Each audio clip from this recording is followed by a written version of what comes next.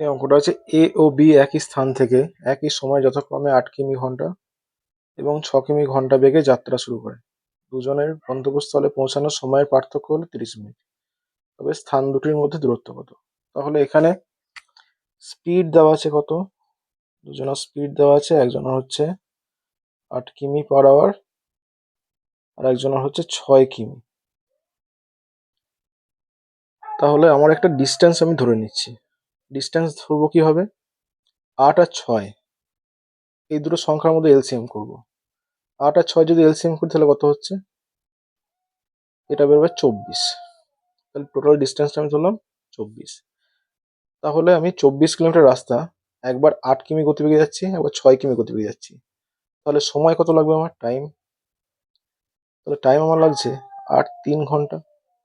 আর এখানে যদি 6 কিমিতে যাই তাহলে 4 ঘন্টা। যদি ডিস্টেন্সটা 24 কিমি হয় তাহলে 8 কিমি গতিবেগে গেলে 3 ঘন্টা সময় লাগছে, আর 6 কিমি গতিবেগে গেলে 4 ঘন্টা সময় লাগছে।